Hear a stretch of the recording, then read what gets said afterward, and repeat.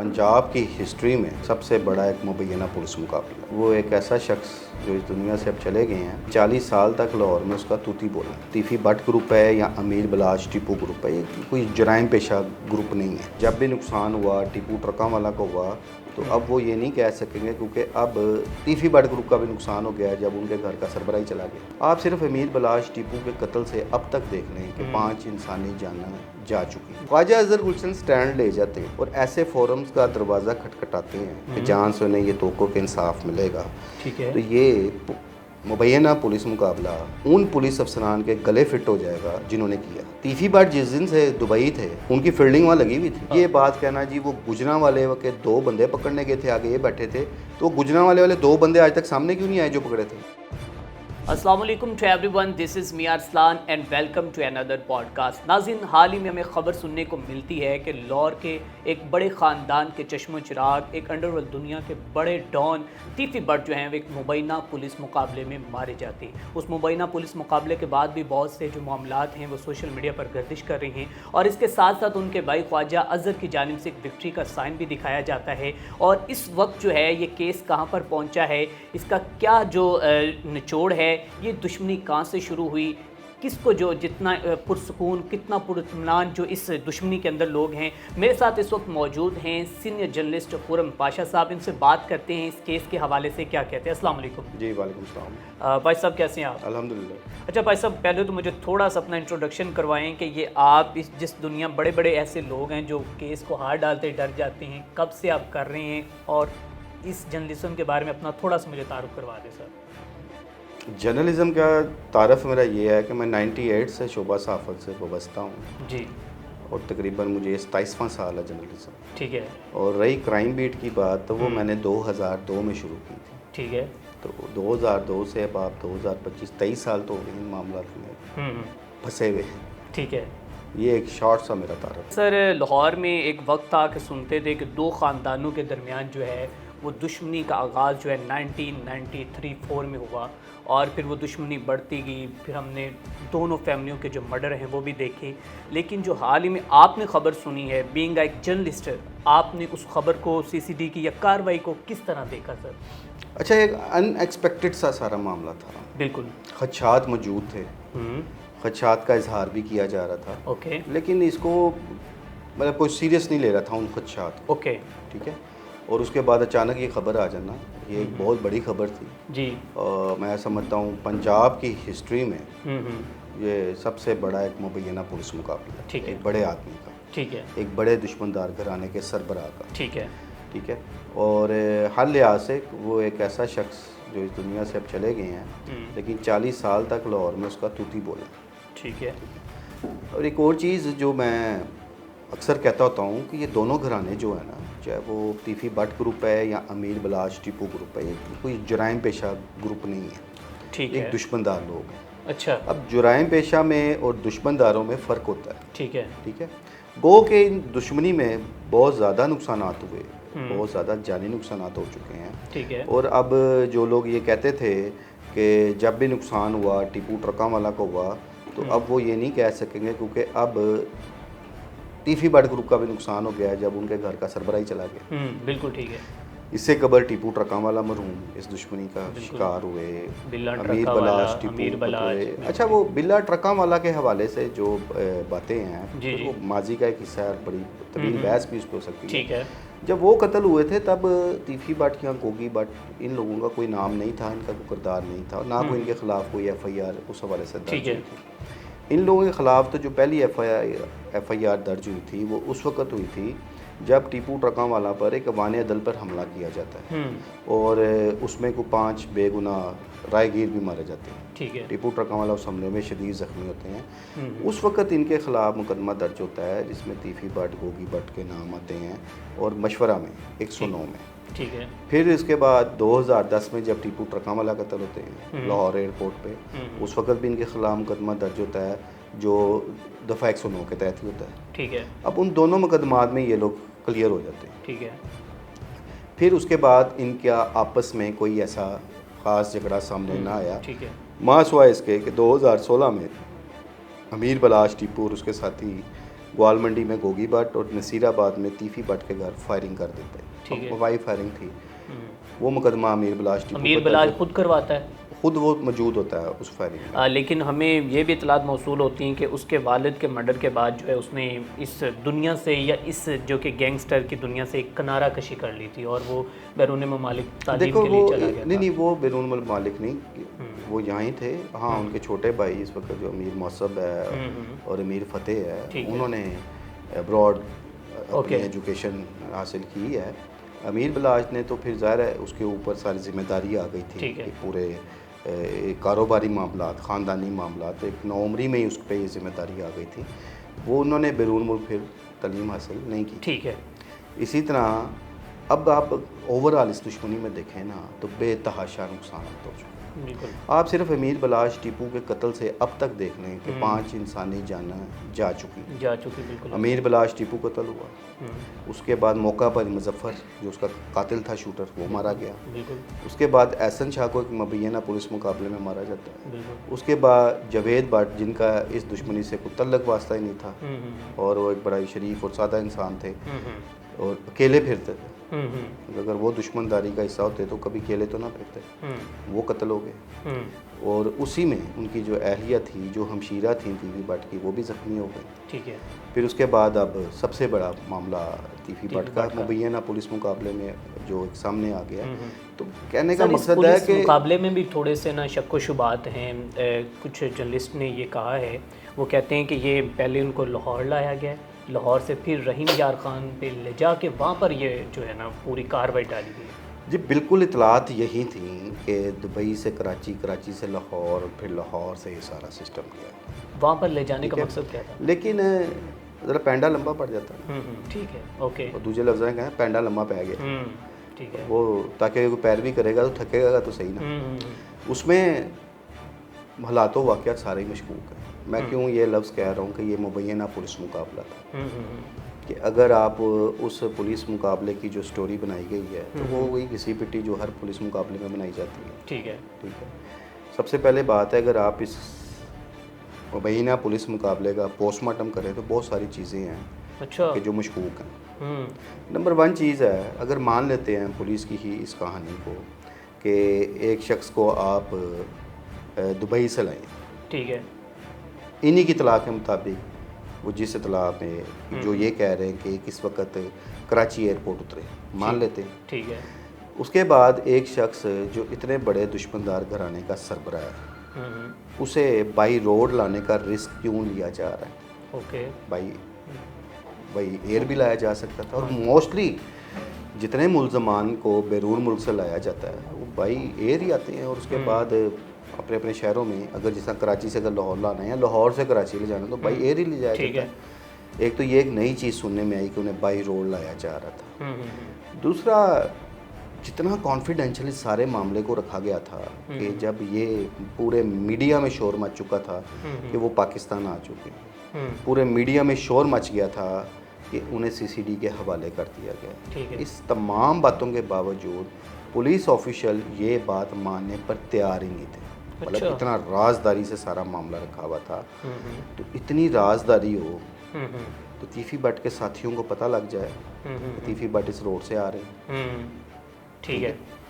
उसके बाद अगर अब सीसीडी है ना, उससे पहले ओसीयू था या सीआईए था, आप इनके जो सेंटर्स होते हैं ना, आप उनके अंदर जाके दिखाएंगे। अच्छा। इतनी सख्त सिक्योरिटी होती है विदाउट परमिशन। जब तक आप अंदर किसी अफसर से या मुतलका बंदे से बात नहीं कराते, वो गेट ही नहीं खुलता आपका। ओके। आप अंदर नहीं जा सकते। अंदर क्या है, कौन है, कितने दिन से हैं, नेवर एवर आप लोग नहीं पहुंच सकते। तो सीसीडी की इतनी प्राइवेसी होती है तो बात लीक कैसे हो गई? फिर सीसीडी जिस तरह पूरे पंजाब में ऑपरेशन कर रही है, इसमें तो कोई शक नहीं कि बड़े बड़े जराइम पेशा अफराद को उन्होंने उनके अंजाम तक पहुँचाया है। तो आपको जब ये पता है कि इतना ख़तरनाक आदमी है, चले हम इस तरफ आ जाते हैं कि ख़तरनाक है, डॉन है, गैंगस्टर है, दुश्मनदार है, कुछ भी कह लें, तो उसकी सिक्योरिटी इतनी नाकस थी कि इतनी आसानी से साथी आए और छुड़ा के ले गए। चलिए मान लेते हैं सीसीडी के कस्टडी से साथियों ने छुड़ा लिया। ठीक है। तो साथी इतने बेवकूफ़ थे कि वो इतने घंटे रहीम यार खान के अंदर ही फिरते रहे। ठीक है। और दोबारा फिर इनसे टकराव हो जाता है और फिर फायरिंग हो जाती है दो बदू, हम्म, और फिर साथियों की फायरिंग से जो कि तीफी बट उनकी तहवील में है, ठीक है। तो वो तीफी बट उन्हीं के फायरिंग से मारे जाते हैं। हम्म, यानी कि ये सारे लातों वाक़यात, इतनी डिबेट करने का मकसद ये था हम्म, कि ठीक है आपने जो भी उनके साथ करना था कर दिया है, लेकिन ये चीज़ें हर बाशऊर इंसान समझता है। हम्म, हम खुद कई मामलात में मैंने ये बातें की, किसी जराइम पेशा शख्स को मारा है, हम्म, हमने आवाज़ बुलंद की कि ये दहशत और खौफ की लामत था। हम्म, कई हिस्ट्रियों पे गए हम उनकी कि उनकी हिस्ट्री क्या थी, उनकी मुकदमात क्या थे। हम्म, तो वो चीज़ें जो ऐसे लोगों को अंजाम तक पहुँचाया, सीसीडी को हम अप्रिशिएट भी करते रहे ठीक है, कि क्राइम का ग्राफ भी नीचे आया, ठीक है। एक डर और खौफ की जो कैफियत थी डकैतों से, और यहाँ खसूसी तौर पे जिनसी दरिंदों के ख़िलाफ़ जो एक्शन शुरू किया हम अप्रिशिएट करते हैं। ठीक है। बट इतनी समझदार टीम होने के बाद, हम्म, इतने प्रोफेशनल लोग, ऑफिसर होने के बाद, तजर्बेकार हैं सारे लोग, बिल्कुल बिल्कुल। वो किस किस्म की स्टोरी बना रहे हैं कि इस स्टोरी का आने वाला जो मुस्तकबिल है ना, वो इनके गले का फंदा बन सकता बिल्कुल ठीक है। ठीक है। है। बहुत मेरा सख्त क्वेश्चन बात, अगला यही सख्त आपसे बात था कर रहा हूँ। सर कि आपके एनालिसिस के बाद मैं जो अपना अगला क्वेश्चन आपके सामने रखने वाला था वो यही था कि आप क्या समझते हैं कि ये जो मर्डर है वो सीसीडी के लिए वबाले जान बन सकता बन है? सकता है। अब क्या मैं वो भी होगा? आपको बात बताता हूँ। ठीक है, अब माजी के मुतद्दिद ऐसे पुलिस मुकाबले हुए, ओके, ये कोई पुलिस मुकाबले होना, मुबैना पुलिस मुकाबले, कोई नई रवायात नहीं। ठीक है। ठीक है, तंग आमद बजंग आमद कि पुलिस ने बड़े बड़े जराइम पेशा नासर का खात्मा मुबैना पुलिस मुकाबलों में किया। इस दुश्मनी के आप हिस्ट्री में चले जाएं ठीक है। तो इस दुश्मनी का हिस्सा बनने वाले मतलब बाबा हनीफा, जिनसे ये काम शुरू हुआ था, जिन्होंने बिला ट्रका वाला को कत्ल किया था, वो बाबा हनीफा, शफीक उर्फ बाबा, हनीफ उर्फ हनीफा, जी जी बिल्कुल एक मेन भाई थे, करेक्टर थे, बिल्कुल। ईद मोहम्मद के बेटे थे, जिनका बिला ट्रका वाला के साथ असल दुश्मनी उनकी थी, उन्होंने कत्ल किया था। वो खुद पुलिस मुबैना पुलिस मुकाबले में मारे गए थे। फिर उसके बाद एक दौर में टॉप 10 लाहौर में बहुत परवान चढ़ा था, दहशत की लामत था, जिसमें बाबा हनीफा, नाजी भट्ट, हमायूं, बोला सन्यारा, ठीक है, और मियाँ दाऊद, फिर एक सना शाह होता था, काली, मतलब इस किस्म के जो लोग थे जो टॉप 10 बड़े पॉपुलर हुए थे, जी, वो जी। सारे मुबैना पुलिस मुकाबलों में मारे गए थे। स्क्रिप्ट चेंज नहीं हो रहा। ठीक है, अब होता क्या है, वो स्क्रिप्ट की भी दास्तान बताता हूँ आपको। तो मैं ये कह रहा हूँ कि इस दुश्मनियों में मुबैना पुलिस मुकाबलों का बड़ा ही रोल है। अच्छा ठीक है। एहसन शाह मारा जाता है। अब आपने कहा कि ये किस तरह फंदा बनेगा, एहसन शाह मारा जाता है। मेरा ख्याल है सबसे पहले ये मैंने बात की होगी, बहुत से दोस्तों ने और भी की होगी, बिल्कुल ठीक कि है। मैंने कहा वो यार मार है, वो गद्दार है, वो दोस्ती के नाम पर एक धब्बा था। ठीक है। अमीर बलाश टीपू का वो सबसे करीबी दोस्त था, बिल्कुल उसका ठीक है। बाएतमाद था, बिल्कुल ठीक है। और जो उसकी मुलाकातें जब मंजरे आम पर आई तो सब दुनिया ने उसको बुरा कहा। हमने भी कहा कि उसने यार मारी की है, उसका किरदार इस दुश्मनी में यार मारी का निकला। भले अब उसका कितना किरदार था या नहीं था, बहरहाल ये चीज़ तो एक सामने आई कि इसकी मुलाकातें होती रही उस ग्रुप से, हमने इस पर आवाज़ मतलब उसके बारे में बात की। बिल्कुल। लेकिन जब वो एक मुबैना पुलिस मुकाबले में मारा जाता है और दूसरा ग्रुप जिसमें ये टिपू ट्रकाना ग्रुप, उनके लिए अब मैं ये तो नहीं कहूँगा खुशी, किसी के मर जाने पे खुशी क्या होती है, एक इत्मीनान था उनको कि उनके भाई का दोस्त है, इसने गद्दारी की, अपने अंजाम तक पहुँच गया। हमने तब भी ये बात की कि उसे एक मुबैना पुलिस मुकाबले में मारा गया। ठीक है, ठीक है। अब अगली हिकमत अमली क्या थी, साथी छुड़ाने आए। साथी कौन थे, उसके अपने सगे भाई पे पर्चा दे दिया गया 302 का कि अच्छा। उसकी फायरिंग से मारा गया। अब मुझे बताएं कि जो एहसन शाह की जो फैमिली है वो एहसन शाह की मौत पे ववेला करे, उसकी इंक्वायरी कराए कि ये जाली मुकाबला है, या वो जो एक भाई नामजद कर दिया गया कत्ल के मुकदमे में उसकी जान छुड़ाएंगे। तो सर क्या आप समझते हैं इस तरह जुर्म जो है वो दब जाए? ठीक है, अब एंड क्या हुआ, हाँ। एहसन शाह की फैमिली आज कहाँ है, पता नहीं मुझे कोई तो पता नहीं, नहीं पता। किसी को नहीं पता वो कहाँ हैं, किस हाल में हैं, वो क्या कर रहे हैं, आवाज़ दबा दी गई। इधर सूरत हाल मुख्तलिफ है। अच्छा। अब एहसन शाह और तीफी भट्ट, ज़मीन आसमान ज़मीन का आसमान का फर्क, फर्क। ठीक है। बिल्कुल एहसन शाह के पीछे कोई मुनासिब पैरवी करने वाला नहीं था। नहीं था बिल्कुल। एहसन शाह के जो लवाकिन थे उनके इतने वसाइल नहीं थे। नहीं थे। एहसन शाह का यूं तो बेशुमार लोग हैं ठीक जो है। मुबैना पुलिस मुकाबले में मारे जाते हैं। एहसन शाह का खुसूसी जिक्र मैं इसलिए कर रहा हूँ कि वो इस दुश्मनी आपने से बड़ा वो रेलिवेंट कड़िए केस को मिलाया बिल्कुल अब ऐसे। तीफी भट्ट की जो लवाई की है हम्म, या उनकी जो फैमिली है, हम्म, तीफी भट्ट खुद तो चले गए हैं, हर चीज़ तो यहाँ पे ही रह गई है। बिल्कुल ऐसे ही है, भाई, बिल्कुल ऐसे उनके पास वसाइल की कमी नहीं है, नहीं कमी। उनके पास भी लीगल टीमों की कमी नहीं है, उनके तल्लकात की कमी नहीं है। उनके जो बड़े भाई हैं ख्वाजा अजहर गुलशन, वो इस हवाले से खास मुतहर्रिक है। मुतहर्रिक ठीक है, है। ठीक है। और एक चीज़ है, ख्वाजा अजहर गुलशन अगर अपने जो उन्होंने मौक़िफ़ इख्तियार किया उस पर डट गया, उसको बैठाना बड़ा मुश्किल है। तो ये चट्टा साहब का क्या ठीक है। बनेगा? मैं अभी चट्टा साहब की बात नहीं कर रहा, अगली CCD की- मैं आपको हाँ। स्टेप बाय स्टेप चीज़ें बता जी रहा जी हूँ। ठीक है, ओके। ख्वाजा अजहर गुलशन स्टैंड ले जाते हैं, हम्म, ठीक है, और ऐसे फोरम्स का दरवाज़ा खटखटाते हैं कि जहाँ से उन्हें ये तोको के इंसाफ मिलेगा। ठीक तो है। ये मुबैना पुलिस मुकाबला उन पुलिस अफसरान के गले फिट हो जाएगा जिन्होंने किया। अच्छा, ठीक है। ठीक है। अब होता क्या है, मैंने ऐसी कई मिसालें देखी जी जी कि पुलिस मुकाबला हुआ, लवाइकीन ने स्टैंड ले लिया, जी जी अदालत आलिया के हुक्म पर मुकदमात भी दर्ज हो जाते हैं पुलिस अफसरान के खिलाफ जी, हुए बिल्कुल हैं। बड़े देखें। और जो पुलिस अफसरान वो मुबैना पुलिस मुकाबला करते हैं उसके बाद उनका पुरसाने हाल कोई नहीं होता, अच्छा। क्योंकि कोई अफसर उनका भार नहीं उठाता। कोई अफसर ये नहीं कहेगा कि ये हमारे मशवरे से हुआ है या हमारे हुक्म से हुआ है। कि जब भी कोई एक पुलिस मुकाबला होता है वो एक अफसर का डिसीजन नहीं होता, ठीक है।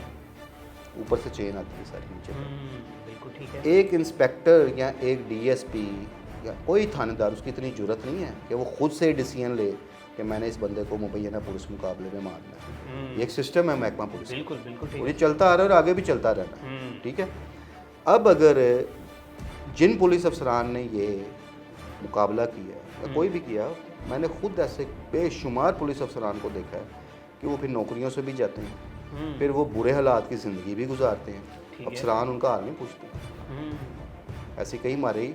ठीक है। और अगर कोई पुलिस ऑफिसर मेरी ये बात सुनेगा तो एग्री ज़रूर करेगा कि बाद में उनके साथ होता क्या है। ठीक है। ठीक है। अच्छा, अब जी, एक चीज़ ये आ गई, जी। दूसरा एक और मैं आपको एंगल बताता जी। हूँ आगे क्या हो सकता है। जी बिल्कुल। ठीक है। तीफी भट्ट दुबई की अदालत में सरेंडर करके आए, ओके। यानी काजी के सामने इस बात पे मादगी का इजहार किया कि मैं पाकिस्तान जाना चाहता हूँ और मुकदमात को फेस करना चाहता हूँ। बिल्कुल ये इसके डॉक्यूमेंटेशन बकायदा मौजूद है ठीक है। कि एक मुलजम ने अदालत के आगे सरेंडर कर दिया। सरेंडर कर देंगे, ठीक है। अब हमारे यहाँ भी अगर कोई अदालत के आगे सरेंडर करता है तो उसको इज्जत की निगाह से देखा जाता है, क्योंकि वो कानून का एहतराम कर रहा है। बिल्कुल तो ऐसे। बाहर के ममालिक में इससे डबल एहतराम होता है, ओके। वहाँ पे कानून की बालादस्ती हमारी निस्बत ज़्यादा है। ठीक है। ठीक है। वहाँ पे वो सरेंडर करके आए, इंटरपोल ने हवाले किया पाकिस्तानी काम के, ठीक है। आए हैं और विद इन 24 आवर। अच्छा भाई साहब, मेरा एक क्वेश्चन है, बहुत से लोगों ज़बान ज़द-ए-आम है, लोग कह रही हैं, उनके पर्दा फ़िक्र से ये सवाल जो कि टकरा रहा है, कहते हैं कि तीफी भट्ट एक बड़ा नाम था, आखिर वो इनके झांसे में कैसे आ गया, वो पाकिस्तान वापस कैसे आया? झांसे वाली ये बात कहानी मुझे नहीं, थोड़ी मैं सी लोगों वही को कह रहा समझाएं। हूँ, ये झांसे वाली बात कतन नहीं। ये ठीक जो एक अफवाहें है ना जी, उन्हें झांसे में ला के बुलाया गया बिल्कुल। है, उनकी मुखबरी की गई है। तीफी भट्ट जिस दिन से दुबई थे उनकी फील्डिंग वहाँ लगी हुई थी। अच्छा। ठीक है। और फील्डिंग क्या लगी हुई थी, वो रेड वारंट उनके थे।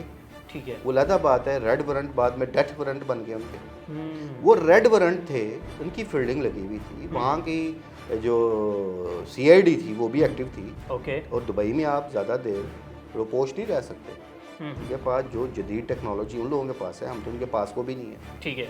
ठीक है। और ये खालिस्तान जो फील्डिंग थी, जो मेरे ज़राए बताते हैं, वो तीफी भट्ट के लिए थी। अच्छा। ये बात कहना जी वो गुजरा वाले के 2 बंदे पकड़ने गए थे, आगे ये बैठे थे, तो गुजरा वाले 2 बंदे आज तक सामने क्यों नहीं आए जो पकड़े थे? बड़ी बात कर दी, बिल्कुल ठीक है सर। सामने लाए ना। बिल्कुल तो वो ऐसे। कहें जी ये 2 बंदे हमने पकड़े, जी। इनके साथ वहाँ तीफी भट्ट भी थे, वो तो इश्तिहारी आज तक सामने नहीं आए। सामने मैं भी अब ले आए सामने कि ये भी पकड़ के लाए थे। ठीक है। बट बात फिर वही आती है कि वो अदालत में सरेंडर करके आए थे। ठीक है। दूसरी बात, 70 प्लस उनकी एज है, जो सीनियर सिटीजनशिप में आती है। हमारे यहाँ सीनियर सिटीज़न को एहतराम नहीं दिया जाता, बाहर के कंट्रीज़ में बहुत दिया जाता है। इसके बाद मैं आपको इंटरपोल के चार्टर्ड की बात कर रहा जी हूँ। सर। उनका चार्टर्ड क्या है? बिल्कुल।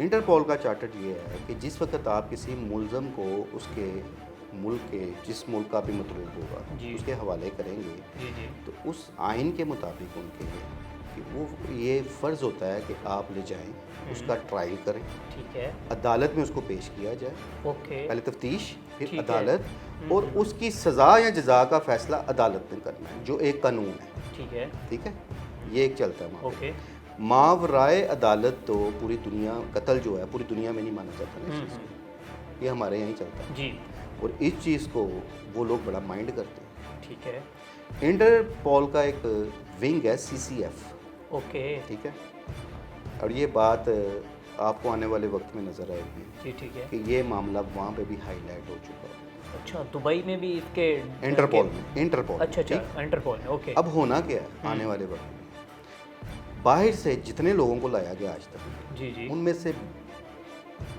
दर्जनों ऐसे हैं जिन्हें मुबैना पुलिस मुकाबले में मारा जा चुका है। ओके ठीक है, ठीक है बट फिर बात वहीं आ गई कि वो परसू नहीं कर सके, वो आवाज़ बुलंद नहीं कर सके। ठीक है और अगर इधर से इस इशू पे आवाज़ बुलंद हो गई और कुछ हलचल इंटरपोल में इस वक्त चल रही है, ठीक है वो इस चीज़ का नोटिस ले रही हैं हम्म, कि हमारे थ्रू एक बंदा हैंड ओवर किया गया है, ठीक है उसके बाद उसको मावरा अदालत कत्ल कर दिया गया है, तो नेक्स्ट इंटरपोल पाकिस्तान का एतबार नहीं करेगा। अच्छा वो मतलब और ये आने वाले वक्त में ये देखे ना किस लेवल पे बात चली जी, गई है। जी, अब ये बिल्कुल। बात इस दुश्मनी से ऊपर की है कि ये मुल्क की लेवल पे बात आ जानी है कि इंटरपोल पाकिस्तानी काम का एतबार नहीं करेंगे, इनके हैंडओवर को बंदा नहीं करेंगे। भाई साहब उन्होंने कोई बरहमी का भी इजहार किया है? वो थोड़े दिन वेट करें आप। कोई मैंने कुछ चीज़ें आपको इशारतन बता दी हैं, ओके आपको नाम भी बता दिए हैं कि उनका ठीक है। कौन सा विंग है, ये ओके, चीज़ें ठीक है चल रही हैं। ठीक है ठीक है, तो और ये आने वाले फिर एक और चीज़ जी। जो सबसे ज़्यादा चीज़ काउंट की जाती है, जी जी अच्छा लोग भला क्या समझेंगे कि पता नहीं मैं तीफी भट्ट की फेवर कर रहा हूँ, अब बिल्कुल ऐसे ही है ऐसे ही हाँ, कहेगा लोग मैं भी- फेवर नहीं, मैं एक उन रूल्स की बात कर रहा हूँ। जी ठीक है, अब वो क्या है, तीफी भट्ट मुलजम थे, मुजरम नहीं थे। मुजरम वो टीपू ट्रका वाला के घराने के थे उनकी नज़र में ना, ठीक है कानून ने अभी उन्हें मुजरम नहीं था बनाया, अभी वो मुलजम थे। ओके पुलिस ने उनको गुनहगार लिखा, हम्म, अभी उन्होंने आना था तफ्तीश, अगर पुलिस अगर वो कायदो ज़वाबत जो रूल्स हैं उनके मुताबिक चलती, जी सामने तफ्तीश होती ना, जी जी बिल्कुल अपना मौक़िफ़ देते वो। बिल्कुल ऐसे ही अगर वो बेगुनाह थे जिस तरह वो कहते थे, वो अपनी बेगुनाही को साबित करने के लिए कोई शवाहिद देते, अगर वो शवाहिद नहीं दे सकते तो पुलिस ने तो ऑलरेडी गुनहगार लिखा था। बट एक चीज़ मैं बताऊं, मुझे सुप्रीम कोर्ट में एक केस की हेयरिंग ओके मैंने देखने का मौका मिला, जी जी तो ऑनरेबल सुप्रीम कोर्ट के एक जज साहब का ये मुकालमा हुआ एक पुलिस अफिसर के साथ। वो क्या था, जी जी उन्होंने उसे उस केस के बारे में पूछा, हम्म, तो वहाँ पे एक पुलिस अफसर जो इन्वेस्टिगेशन कर रहा था उसकी, जी जी उसने कहा जी ये गुनहगार है मुलज़म का। ठीक है तो जज साहब ने उस पर बरहमी का इज़हार किया अच्छा कि आप लोग कौन होते हो किसी को गुनहगार या बेगुनाह कहने वाले, ये अदालत का राइट है। अदालत आपकी तफ्तीश देख के, अदालत हक़ाइक़ को वाक़यात देख कर, अदालत शवाहिद को देख कर, गवाहान को देख कर फिर ये फ़ैसला करेगी कि ये गुनहगार है या बेगुनाह है। It's not your right, okay ये राइट हमारा है। बिल्कुल ऐसे ही तो जब तक अदालत किसी को मुजरम ना ठहराए, आप उसको मुजरम नहीं कह सकते। बिल्कुल ऐसे मुलजिम तो कह सकते हैं एक मुजरिम नहीं दुश्मनदार कह सकते। जिस आप टीपू ट्रका वाला के लिए वो मुजरम थे, बिल्कुल पर अभी कानून की नज़र में वो मुजरम नहीं थे, मुलजम थे। ठीक है ठीक है, तो भाई साहब यहाँ तो पे ये जी, सारी चीज़ें जो है ना, जी, जी। मैंने फिर कहा कि अगर इसकी अगर मुनासिब पैरवी हो गई, हम्म, तीफी भट्ट के लोआइकीन जो है, हम्म, उनके बड़े भाई हैं या उनके बेटे हैं या अजीज़ो कारब, एक बहुत बड़ा ख़ानदान है। मैंने ठीक जनाजा है, देखा है और बहुत उसमें अभी जनाजे में भी आपको बहुत सारी चीज़ें नज़र नहीं आई होंगी। अच्छा एक बहुत इनका हल्का बाप और बहुत बड़ा ख़ानदान है, वो स्टैंड ले गए, वो किसी दबाव में ना आए, हम्म, हालांकि दबाव में रखने के लिए अगला ऑर्गन तैयार है अच्छा कि बिल्कुल जिसमें गोगी भट्ट को रखा जाएगा, मैं वो मेरा सवाल था साथियों को छुड़ाने वालों में। 7 से 8 लोग और फिर हाँ जी, गोगी भट्ट कहाँ पे वो गायब भी ये है मेरा उनके question पास। था। क्या ठीक समझते है, हो उसके ऊपर आपका एनालिसिस क्या है? देखिए अगर तो गोगी भट्ट हत्ते चढ़ गए, हम्म, अभी तक तो ऐसी कोई तलाक नहीं है, पुलिस के पास नहीं अभी तक कोई ऐसी तलाक तस्दीक नहीं, तस्दीक नहीं अफवाहें हैं। अफवाहें ठीक ठीक है है, अगर पुलिस गोगी भट्ट को पकड़ने में कामयाब हो गई तो फिर गोगी भट्ट का अंजाम भी तीफी भट्ट जैसा होगा। तो आप क्या समझते हैं, अहले खाना डील कर लेंगे या वो कहेंगे कि इसमें हमें मेरा इंसाफ- नहीं अभी तक ये, अब उनके अंदर के दिल की बात तो मैं नहीं जानता।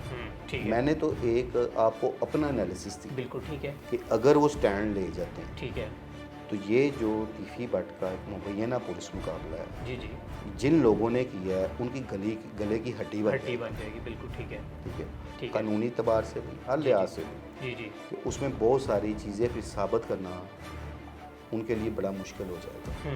ठीक है, और उस हवाले से इनके पास बड़ी सॉलिड चीज़ें मौजूद हैं।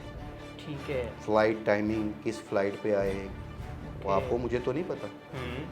अगर वो सारे डॉक्यूमेंट सामने आ जाते हैं, वो रिकॉर्ड सामने आ जाता है, दुबई से कितने बजे हैंड ओवर किया गया, दुबई से पाकिस्तान किस टाइम पहुँचे, पाकिस्तान से आगे बाहर किस टाइम है, इन सारी चीज़ों को अगर वो टैली कर लेते हैं और वो सारी डॉक्यूमेंटेशन हो जाती है, तो आप बताएं कि ये मुबैना पुलिस मुकाबला जो साथी छुड़ाने आए और छुड़ाने के बाद कई घंटे रहीम यार खान के अंदर ही घूमते रहे, क्योंकि इतना सा रहीम यार खान है लेकिन कई घंटे वो घूमते रहे, ये किस खाते में जाएगा?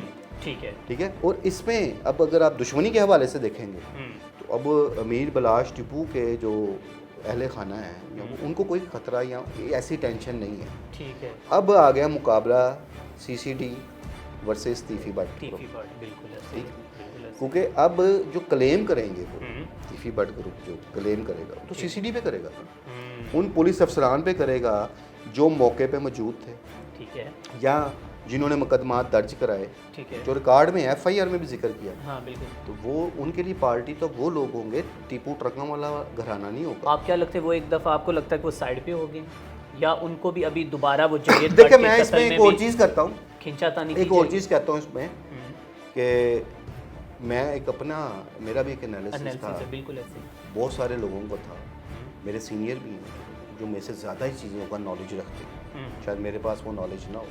बहुत सारे ऐसे सीनियर्स हैं जो इन वाक़यात को बहुत करीब से देखते भी रहे हैं और काफ़ी चीज़ों के वो चश्मदीद गवाह भी हैं, बहुत सारी ऐसी चीज़ें हैं। ये एक्सपेक्टेशन जिस तरह तीफी भट्ट के मुबैना पुलिस मुकाबले की नहीं थी ना किसी को, इस तरह ये एक्सपेक्टेशंस भी नहीं थी कि अमीर मौसब इतनी खूबसूरती के साथ इस लड़ाई को लेके चलेगा।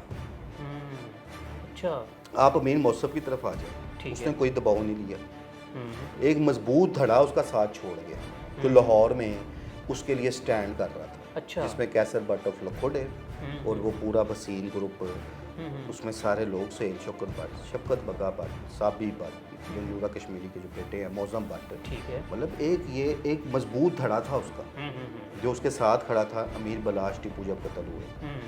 लेकिन जब उन लोगों ने सुलह की बात चलानी शुरू की, अमीर मौसब स्टैंड ले गया, उसने सुलह की हामी नहीं करी। अच्छा, ठीक है, एंड क्या हुआ कि कैसर भट्ट की सुलह हो गई, वो लोग ट्रकों वाले ग्रुप से अलहदा होकर ओके, एक साइड पे हो गए, उन्होंने खामोशी इख्तियार कर ली। ठीक है, आपने देखा है कि जब से सुलह हुई है, मास हुआ है, 2-4 इंटरव्यूज़ कैसर भट्ट के सामने है, उसके बाद वो आज तक खामोश है। खामोश, बिल्कुल ठीक ऐसे है, ही, बिल्कुल उन्होंने एक खामोशी इख्तियार करके उस साइड पे हो गए। बिल्कुल ठीक है, अब अमीर मौसब के लिए अगर देखा जाए तो वो बहुत बड़ा झटका था कि इतना मजबूत धड़ा उसका उससे पीछे हट गया, बट वो अपने अज़ाइम पर स्टैंड किया, वो खड़ा रहा। ठीक है, इसमें उसने बड़े बुलंद हौसलों का मुजाहरा किया और इस लड़ाई को लेकर चलता रहा। इस लड़ाई में एहसन छा गया, इस लड़ाई में जावेद भट्ट गए, और जावेद भट्ट के जब कत्ल हुए अमीर मौसब का नाम सामने आता है, क्योंकि एफआईआर में तो अमीर मौसब नहीं था। ठीक है, एफआईआर में जो नामजद मुलजम थे वो तो कैसर भट्ट और अमीर फतेह थे। और उनकी सुलह हो गई। ठीक है, कैसर भट्ट की सुलह हो गई, ऐसे ही हुआ। ठीक है, अब अमीर मौसब पाकिस्तान भी आया, अमीर मौसब ने उसी केस में अपनी अबूरी ज़मानत भी कराई और फिर ज़मानत को कन्फर्म भी कराया, मतलब ये एक उसका अगली अचीवमेंट थी। ठीक है, वरना कहने वाले कहते थे अमीर मौसब तो जावेद भट्ट के कत्ल केस में फंसा है तो इसके साथ पता नहीं अब क्या हो जाएगा, कुछ भी ना हुआ। उसने बड़े तरीके के साथ अपने कानून को, खुद वो बैरिस्टर, ठीक है, तलीम याफ्ता है, उसने बड़े तहम्मुल से, खामोशी से, सुकून से, इसलिए मैं कहता हूँ कि अमीर मौसब के बारे में कि वेल प्लेड। ओके, ठीक है, वो क्लियर होके बैठ गए। अब वो बैठा है और वो टारगेट अचीव हो गया कि जो उसके वालिद अचीव ना कर सके, जो उनका भाई था अमीर बलाश टीपू, वो अपनी ज़िंदगी में अचीव ना कर सका। अमीर मौसम वो टारगेट अचीव कर गया। तो ठीक वो सारे क्या नाम है, जो एक तज़िये थे ना, जी जी वो सारे दम तोड़ आपके दम तोड़ गए। बिल्कुल ठीक है। कहा यह जाता था कि तीफी बट ग्रुप जो है तजर्बेकार है, तजर्बेकार पुराना है, है। खिलाड़ी देखे ना बड़े। कहाँ 70 साल एज, और ये नौजवान लड़के, ये बच्चे थे ना उनके मुकाबले में। तो हाँ, मैं भी यही बात करता था, इन बच्चों का क्या मुकाबला इनके साथ। बिल्कुल ठीक है। ठीक है और ना? बच्चा और दूसरा आपको लगता है कि अच्छा मौसब खेल हो या फतेह हो, वो वैसे ही पाकिस्तान में इतना अर्सा रहे नहीं। गया। बलाज ने अपनी ज़िंदगी में उन्हें दुश्मनियों से दूर किया हुआ था। ठीक है। बलाज खुद सारे मामलात को देखता था, और ये बात उसकी अपने इंटरव्यूज़ में भी की थी कि मैं चूँकि अब मैंने कारोबारी मामला संभालनी है, तो मेरी कोशिश है कि मेरे भाई पढ़ लिख जाए। उसने पढ़ाया, बैरिस्टर ठीक है, बनाया, आला ठीक है। तलीम दिलवाई।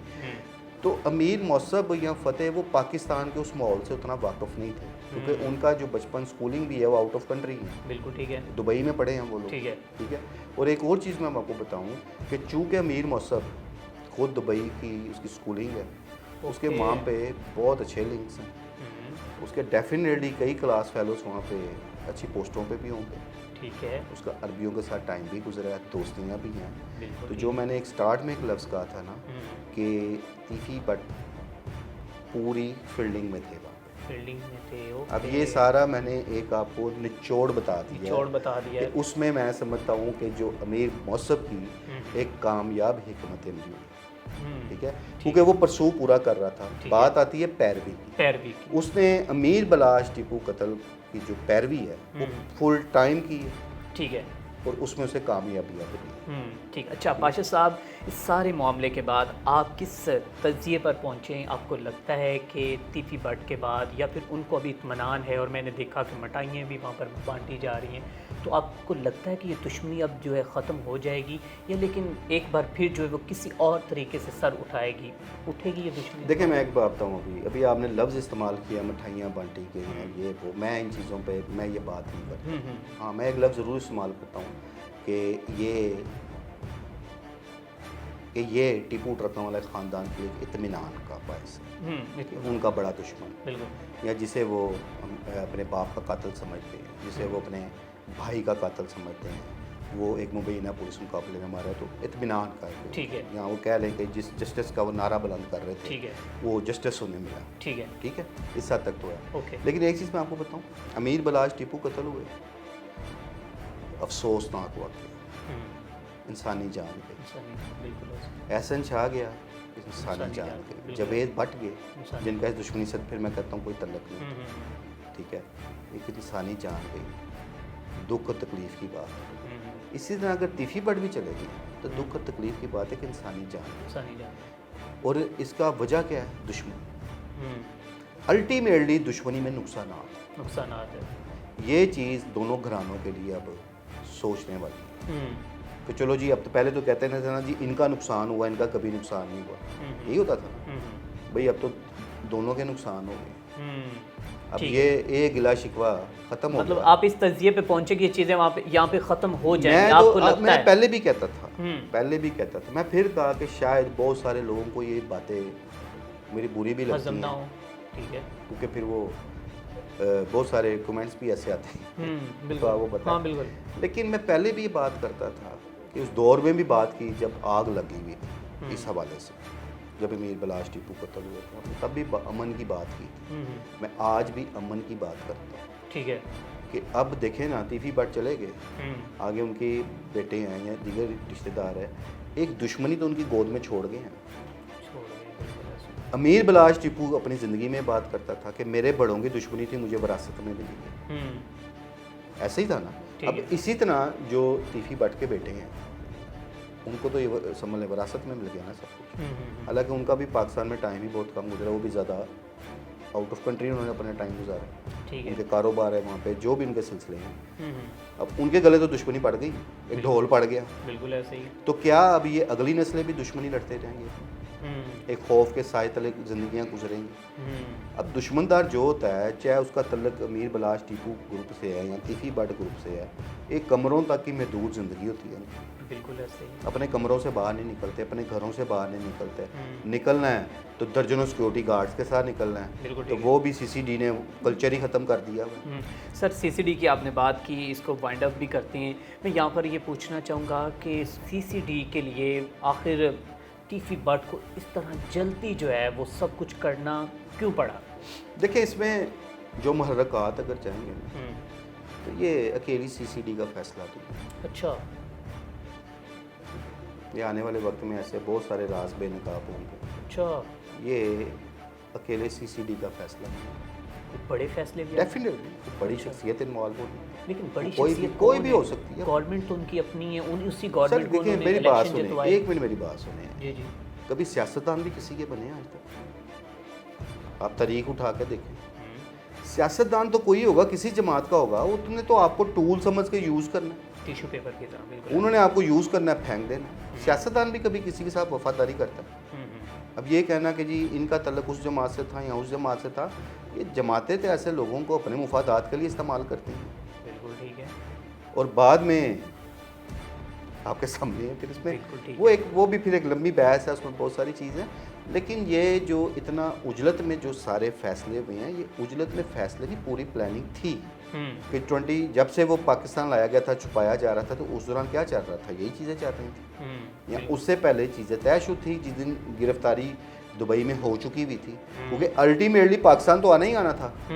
बेशक वो वहाँ पर एक रुकावट पैदा हो गई थी कि उनका कोई लेन देन का मामला है, उस वजह से वो स्टॉप थे, लेकिन उसके बाद उन्होंने डिसीजन कर लिया मैंने जाना है। वो कब तक बैठे रहते दुबई?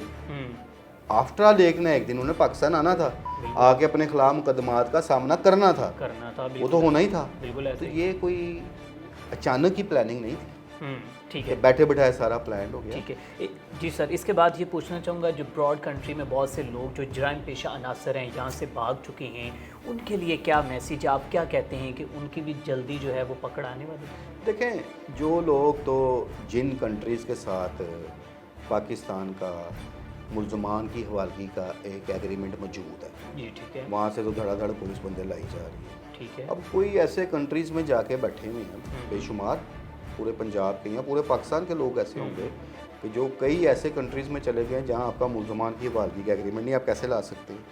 कौन से कोई 2-4 मुल्क बता रहे हैं? सारी जगहों पे हैं, अमेरिका में है, ठीक है, वहाँ पे बंदा चला गया, कोई मसला नहीं। आप वानी से नहीं ला सकते, ठीक है। और आप इंग्लैंड से नहीं ला सकते, आप किसी यूरोपियन कंट्री से नहीं ला सकते, ठीक है। ठीक है। और बेशुमार ऐसे मतलब आप कोई न्यूजीलैंड ऑस्ट्रेलिया चला गया है, आप वहाँ से नहीं ला सकते।